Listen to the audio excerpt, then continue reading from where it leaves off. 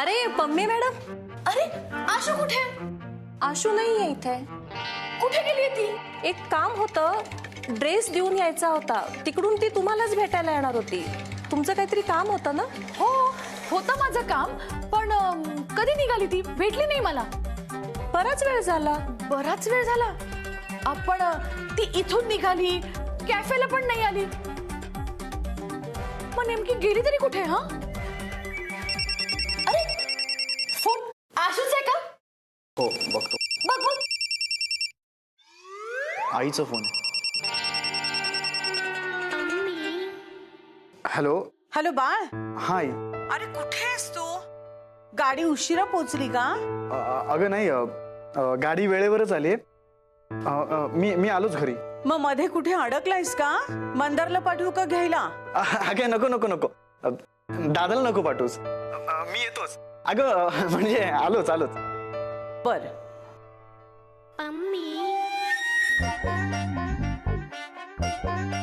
मला जावं लागेल.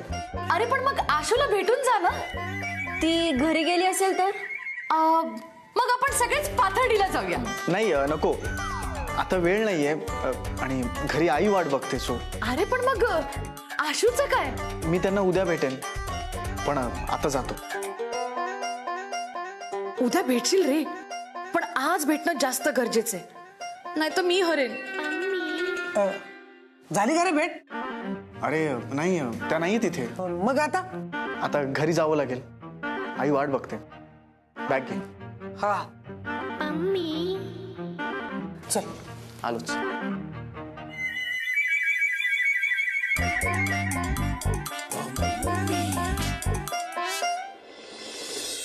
अजून कसं आला नाही रे बाळ? आई येईल इतक्यात. आई आला का शुभंकर? नाही ना अजून. आला वाटतं. मी उघडते हा दरवाजा. कविता थांब. काय झालं आई? अगं बाळनी दरवाजा उघडल्यानंतर त्याला सरप्राईज मिळालं तर किती आनंद होईल. आशू.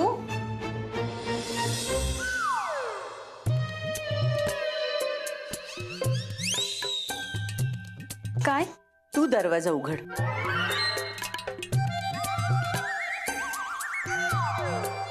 मी? हो, मैत्रीण आहेस ना बाळशी. आपल्या मैत्रिणीकडून स्वागत झालं तर बाळला आनंदच होईल. आई आता या दोघांचं लग्न लावून देणार आहेत का? जा दार उघड.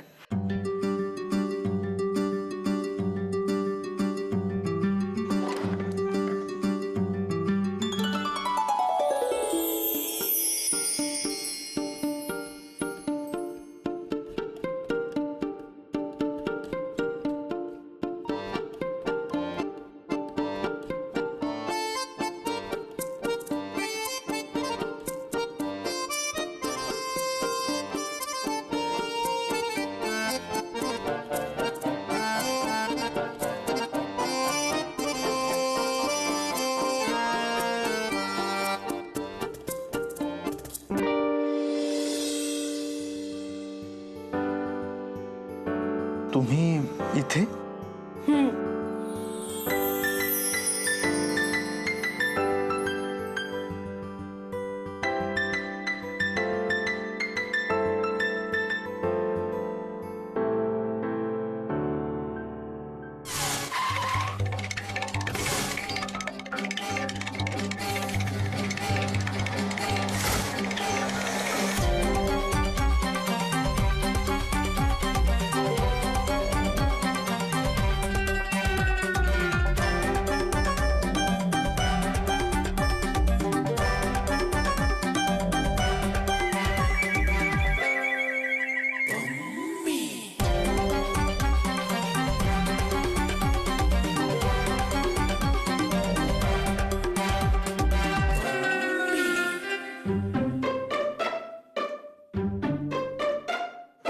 डब्बा.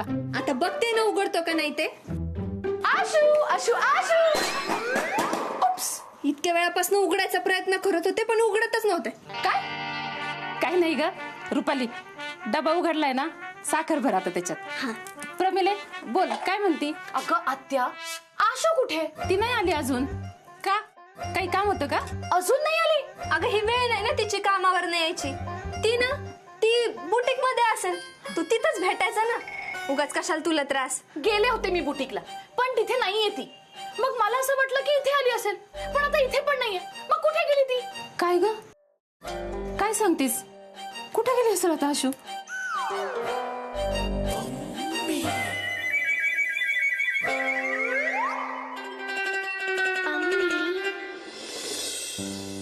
अरे वाट्या आणायचीच विसरले. मी वाट्या घेऊन येते. तुम्ही वाट्या आणेपर्यंत मी वाढू का? ओ वाट ना.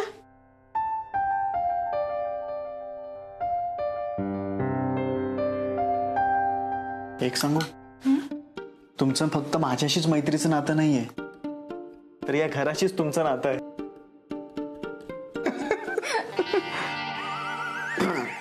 आई अगं मी ते अगदी बरोबर बोललास तू. माणसं आपल्या चांगल्या स्वभावाने दुसऱ्याला आपलंसं करून घेतात. आणि अश्विनीचा स्वभाव पण तसाच आहे, हो ना? तुम्ही बसा ना जेवायला, मी वाढते. अगं नको, मी नंतर बसते. तुम्ही यांची वाट बघत होता म्हणून जेवला नाहीत. बसा ना, मी वाढते. हिला ना नकारच देता येत नाही. बरं बाई वाढ.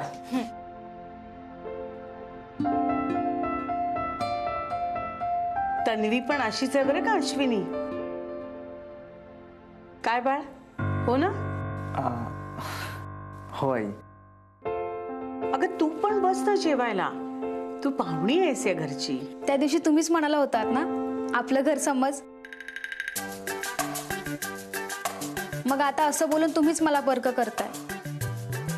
बरं बाई वाढ.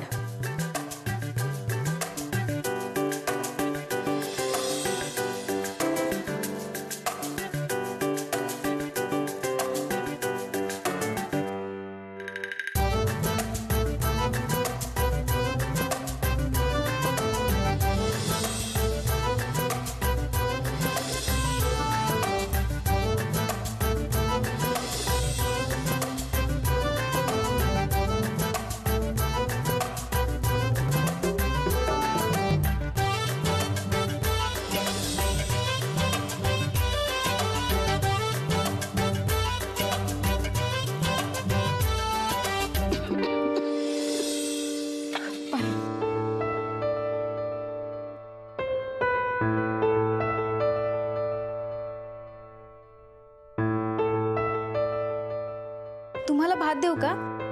अहो नको नको, बस झालं, अजून भात नको. ए वाढ ग त्याला. खूप दिवसांनी घरचं जेवतोय तो. पोटभर जेवा बाळ. आई वाढ ग. मंदार, हे काय चाललंय? मला अजिबात बघवत नाही. हा कविता, काय झालं? चुकली का घडी? घडी चुकली नाहीये, घडी विस्कटलीये. अरे देवा, मग परत घालतो ना मी. एवढी चिडतीयस कशाला? मंदार, साडीची नाही, या घराची घडी विस्कटलीये. म्हणजे मला सांग, कुठे गेली रे बाईंची तत्व आणि नियम? डाळीत मिसळून प्यायल्या की भाजीत मिसळून खाल्ली? अगं पण झालंय काय? एवढी काय चिडतीयस तू? काय झालं? ज्या मुलीमुळे त्यांचा बाळ हातातून निष्ठच चालला होता, त्याच मुलीच्या हाताने त्याला खाऊ घालता येतं आज. मी म्हणते वाट तरी कशाला बघता आता? द्या दोघांच्या हातात माळा आणि लावून द्या लग्न लगेच. अगं नाही नाही, एवढी घाई कशाला करायची? होऊ दे ना सगळं व्यवस्थित. म्हणजे तुला पण त्या दोघांचं लग्न झालेलं पाहायचंय? म्हणजे आता मी कोण ठरवणार ना? आपल्या घरात सगळं आईच ठरवते, हो ना? आई, त्यांनी तर ठरवलंच वाटतं अश्विनीला सून करून आणायचं. ह्यासाठी माझ्या बहिणीला घराबाहेर काढलं होतं का? ह्यासाठी त्या तिला इतकं बोलल्या होत्या? तू सांग मंदार, काही कमी होतं का तन्वीमध्ये? नाही, होतं का काही कमी? हो हो. म्हणजे कमी होतं तन्वीमध्ये? अगं कविता, काही कमी नव्हतं म्हणून मी हो हो म्हणतोय. तू काहीही म्हण मंदार, पण ह्या वेळेस ना आईंची पारख चुकलीये. माझी पारख त्यांनी अगदी योग्य केली होती. काय माहित? हा बाबा, काय माहित आईने आशूची का पारख केलीये? मला असं वाटतं असं काही नसेलही. आई आशूला फक्त त्याची चांगली मैत्रीण समजत असणार आहे. कविता, तू ना उगाच सुतावरून स्वर्ग गाठतीयस. ह्याच सुतावरून आई त्या दोघांची रेशीम गाठ बांधतात की नाही बघच तू. आणि तुला विश्वास नसेल ना मंदार तर जरा बाहेर जाऊन बघ काय चाललंय ते. मस्त भोजनाचा कार्यक्रम चालू आहे. आई अगं आज बऱ्याच दिवसांनी तुझ्या हातचं जेवलो. खूप छान वाटलं. मी एकटीने नव्हतं केलं काही जेवण, मग अश्विनी सुद्धा होती ना मदतीला. नाही मी जास्त काही मदत केली नाहीये. माझ्या एका फोनवर आलीस की नाही तू मला मदत करायला. आम्हाला वाढलंस, हवं नको ते बघितलंस. आणखीन काय हवं, हो की नाही रे? बघा जेवण आवडल्याची पोच पावती पण मिळाली. काय रे, अजून थोडं वाढू का? अगं काही नको नको. बरं चला. राहू द्या ना, मी करते. आता मी नाही म्हणाले तरी तू माझं ऐकणार आहेस का? बरं जा घेऊन जा.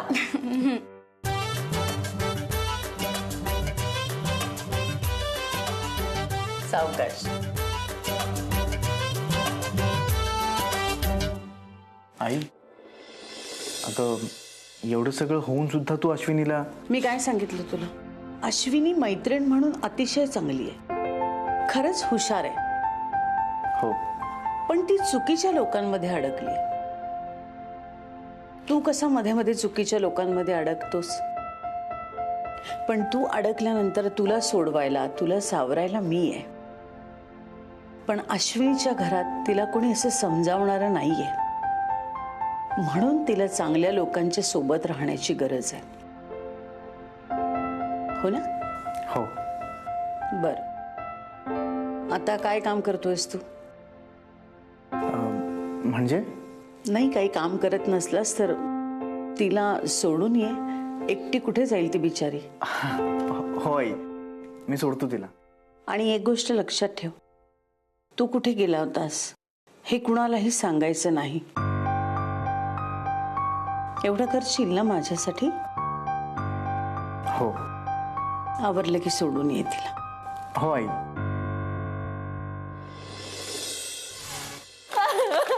अगं जरा थांब ना. अगं आई येईल ना घरी ती. तिला काय अजून एवढा उशीर नाही झालाय. आणि ती काय आता लहान आहे का?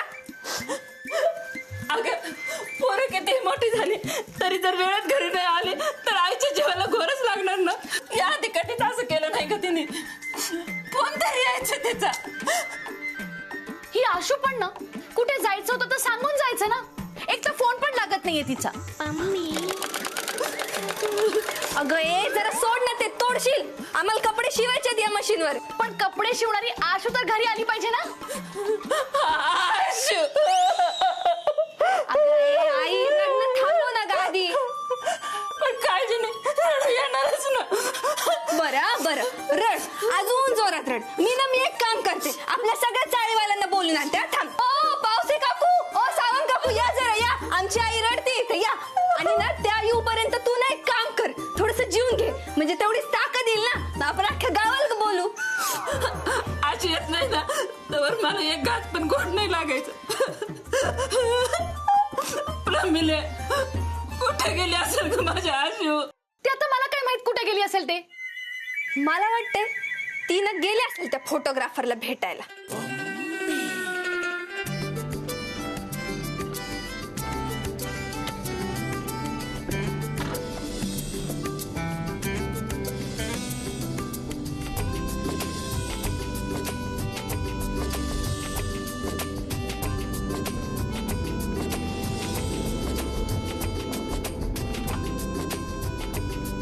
छान वाटलं जेवण? छान वाटलं? तुमच्या आईनेच केलं होतं. आणि ते उगाच माझं कौतुक करत होते. माझी आई उगाच कोणाचं कौतुक करत नाही, फक्त योग्य माणसांचंच कौतुक करते. आणि खरं सांगू, तुम्ही त्या योग्य आहात. का? का म्हणजे नाहीतर तिने तुम्हाला घरी का बोलवलं असतं? तुमच्यात नक्कीच काहीतरी आहे जे तिने हेरलंय. असं काही नाही आहे. अगदी 4 चौघींसारखी आहे मी, साधी. हाच तुमचा साधेपणा जो मित्र म्हणून मलाही भावला.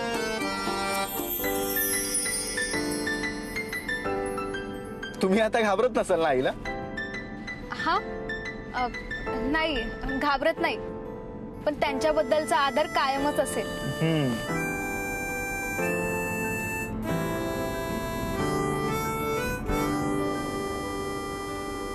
मग कसं झालं सगळं तिथे? आईनं सांगितलंय की सांगू नको, पण ह्यांना सांगितलं की काय आईनं? पुण्याचा विषय काढताच फोटोग्राफर तन्वीचा विचार करत असतील. फोटोग्राफर काय झालं? नाही काही नाही, ते जरा विचारत होतो मी. तेच कसला? हेच एसी बंद करण्याचा विचार करत होतो.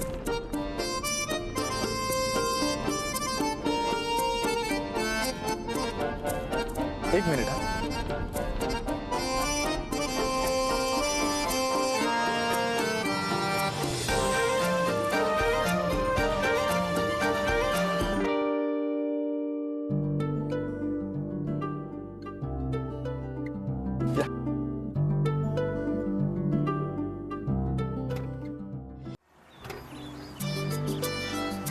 या.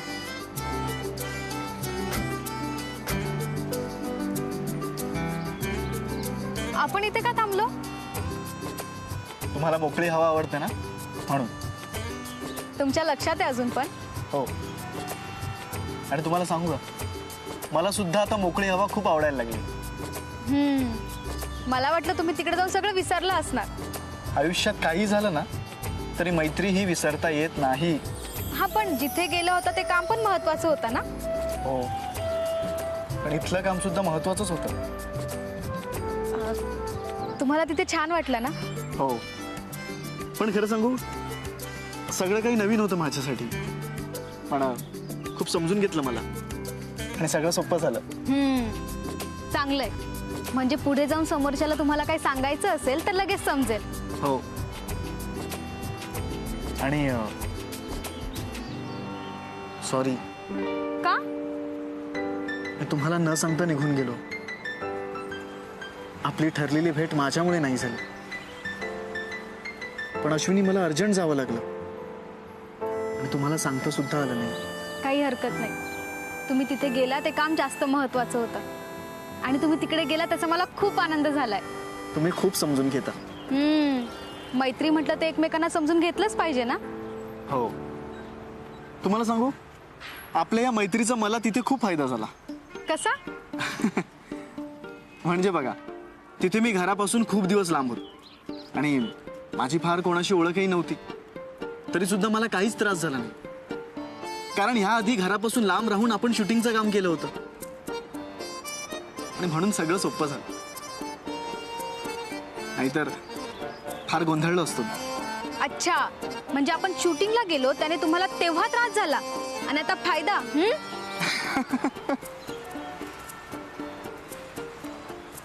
पण खरं सांगू का,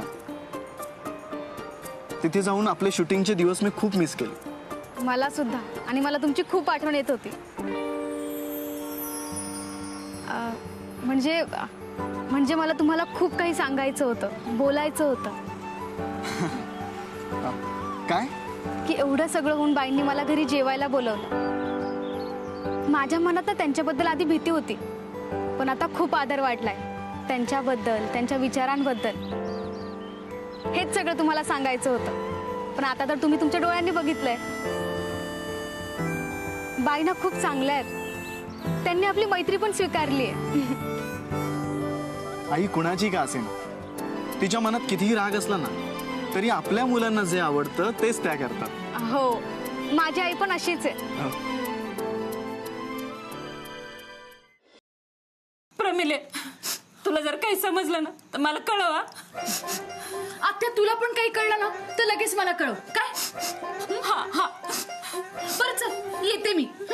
बाय बाय.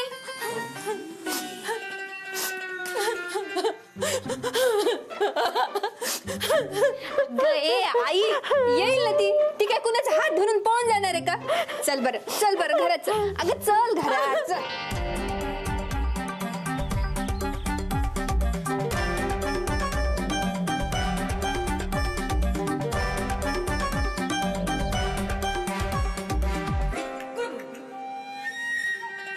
काल त्या तन्वीने पलटी मारली आणि आता या आशूने कल्टी मारली. आणि आजही बाईंसमोर हरलात तुम्ही.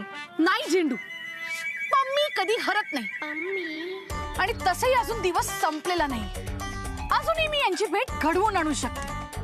फक्त ही आशू आली पाहिजे. असो, चल बस गाडी.